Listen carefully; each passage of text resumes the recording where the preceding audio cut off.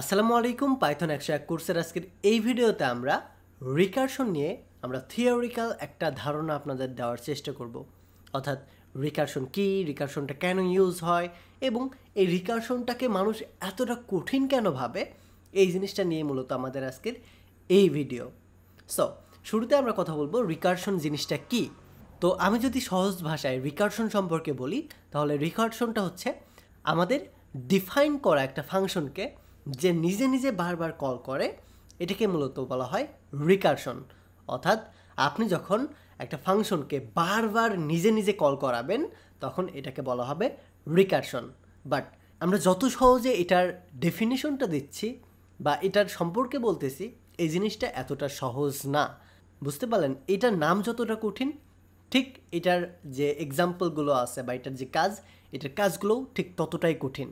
But সহজভাবে মনে রাখার জন্য আপনাকে যদি ইন্টারভিউ কোয়েশ্চেনে জিজ্ঞেস করা হয় যে রিকারশন কি, তাহলে এটা বলতে পারেন আপনি যে রিকারশনটা হচ্ছে একটা ফাংশন যে নিজেই নিজেকে কল করতে সক্ষম। অর্থাৎ যে ফাংশনটা নিজেই নিজেকে কল করবে তাকে বলা হয় রিকারশন। তো যখন রিকারশন নিয়ে ইন্টারভিউয়ার আপনাকে কোয়েশ্চেন করবে, তখন আরও একটা কোয়েশ্চেন কিন্তু আপনাকে অবশ্যই করবে। এটা হচ্ছে রিকারশনের একটা নির্দিষ্ট লিমিট থাকে। রিকারশনের এই লিমিটটা কত এটা বলো। সো এইটা যখন বলবে তখন আপনি বলবেন আমি জানি রিকারশনের একটা লিমিট আছে, সেই লিমিটটা হচ্ছে 1000 বা 1000। সো বেসিক্যালি এই জিনিসটা এখন আপনি বলতে পারবেন, বাট এটার যদি আমাদের প্র্যাকটিক্যাল নলেজ না থাকে তাহলে কি এটা আজও কার্যকর হবে? হবে না। কিন্তু আমরা বললাম যে রিকারশন, আমরা বুঝলাম যে এটা নিজেই নিজেকে কল করে এবং এটা লিমিট 1000 পর্যন্ত থাকে। বাট এটার প্র্যাকটিক্যাল ওয়ার্কটা অ্যাকচুয়ালি কেমন হয় এটা তো আমাদের দেখতে হতে পারে, রাইট?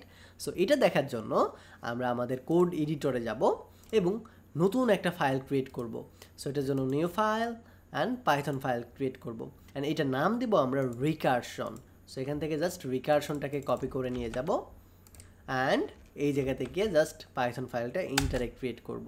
recursion.py নামে একটা ফাইল ক্রিয়েট করব অ্যান্ড এই জায়গাতে আমি একটা শুরুতে ফাংশন ক্রিয়েট করতেছি, ডেভ ফান মানে রিকারশন ফান, এবং এইটার ভেতরে আমি একটা জিনিসকে প্রিন্ট করব। কি প্রিন্ট করব?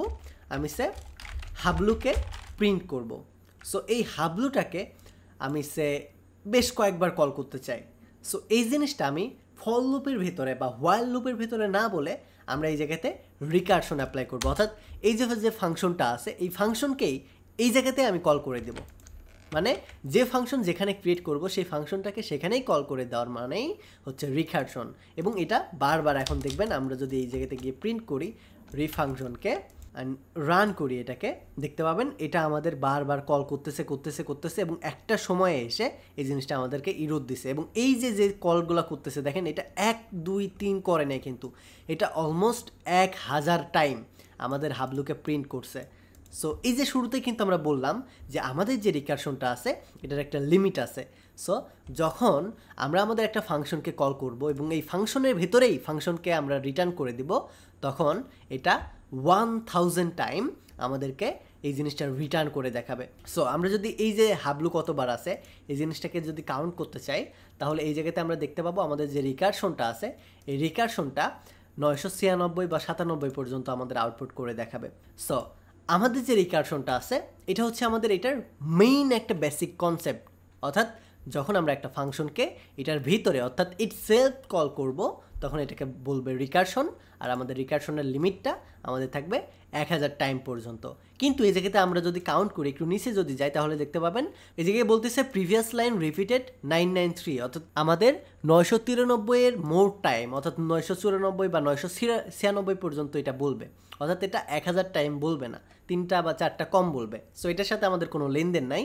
আমাদের মেইন বোঝার টপিকটা হচ্ছে যে রিকারশনটা কি এবং রিকারশনটা কিভাবে কাজ করে, এটা লিমিটটা কিভাবে কাজ করে এটা দেখানো। সো আমরা এই জায়গাতে দেখে ফেলছি যে রিকারশন যে জিনিসটা আছে এটা ইটসেলফ বারবার নিজেকে কল করবে এবং এটা কল করবে 1000 পর্যন্ত। কিন্তু এটা একটু কম বেশি হতে পারে, এটা 996 বা 94 বা 93 পর্যন্ত কল করতে পারে। বাট আমাদের মেইন কনসেপ্টটা হচ্ছে এই ভিডিওতে রিকারশনটা ইটসেলফ ফাংশনকে নিজেই বারবার কল করবে। সো এই জিনিসটা কিন্তু আমরা দেখতে পাচ্ছি যে আমরা কল করছি একবার, কিন্তু এটা নির্দিষ্ট টাইম পর্যন্ত, যতটুকু তাদের লিমিট আছে সেই লিমিট পর্যন্ত এই রিকারশনটা কল হচ্ছে। সো অনেকে এখন বলতে পারেন, তো রিকারশনটা এই জিনিসটা আমরা কোন কাজে ব্যবহার করব বেশি, রাইট? সো এই রিকারশনটা বেসিক্যালি আমাদের ব্যবহৃত হয় ফিবোনাচ্চি বা আমাদের যে ফ্যাক্টোরিয়াল কাজগুলো আছে এই কাজগুলোর ক্ষেত্রে, অর্থাৎ কোনো কিছুকে মাল্টিপ্লাই করা বা কোনো কিছুকে গুণ ভাগ, এই জিনিসগুলো মাল্টিপল টাইম যখন আমরা করতে চাইবো তখন আমাদের মেইনলি রিকারশনটা ইউজ হয়। সো এই জায়গায় দেখেন, আমি যদি রিকারশনের লিমিটটা বলি তাহলে এই জায়গাতে ম্যাক্সিমাম রিকারশন লিমিট বলছে 1000 টাইম পর্যন্ত। এবং আমি যদি বলি when we use Python recursion, তখন আমাদেরকে বলবে রিকারশন ফাংশনটা মেইনলি ইউজ হয় সিমিলার যখন প্রবলেমটা বারবার ফেস করব তখন, অর্থাৎ সেম কাজটা যখন আমাদের বারবার করতে হবে বা বারবার একটা ফাংশনকে কল করতে হবে তখন আমরা এই রিকারশন ফাংশনটাকে কল করতে পারি। সো এই জায়গায় আবার অনেকের কোয়েশ্চেন থাকতে পারে, আচ্ছা আমরা এই জায়গায় বুঝলাম যে আমাদের রিকারশনের একটা লিমিট থাকে 1000 পর্যন্ত, এটা একটু কম বেশি হতে পারে, বাট আমরা কি আমাদের যে রিকারশনটা আছে এটার লিমিটটা কমাইতে পারবো না?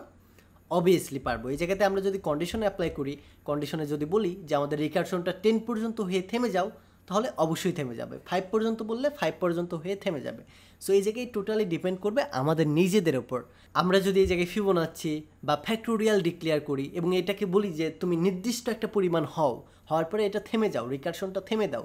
রিকারশনের মেইন যে থিম বা রিকারশনের যে মেইন কাজ, এটাই হচ্ছে আমাদের কমন যে ম্যাথমেটিক্যাল বা প্রোগ্রামিং যে প্রবলেমগুলো আছে সেটা একটা ফাংশনের ভিতরে রেখে যেন আমরা বারবার এটাকে কল করে ইউজ করতে পারি। সো এটাই হচ্ছে আমাদের রিকারশনের মেইন উদ্দেশ্য। সো এটা আমরা বুঝতে পেরেছি, এটা বুঝতে পারলে আমাদের যে আজকে থিওরিক্যাল টিউটোরিয়াল আছে এটা আমরা এখানেই শেষ করব। তো এই ভিডিও সম্পর্কে যদি আপনার কোনো সাজেশন থাকে তাহলে অবশ্যই কমেন্ট করে জানাতে ভুলবেন না। আমাদের এই স্পেশাল পাইথন 101 কোর্সটি সফলভাবে আপনাদের উপহার দেওয়ার পেছনে স্টাডি মার্টের এআই কুইজ টিমের অনেক বেশি ভূমিকা আছে।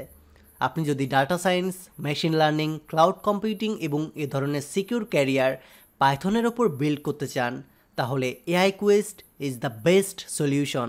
তাদের কোর্সের সম্পর্কে বিস্তারিত জানতে ভিজিট করুন aiQuest.org। ডিসক্রিপশন এবং কমেন্ট বক্সে লিঙ্ক দেওয়া থাকবে। Take a risk.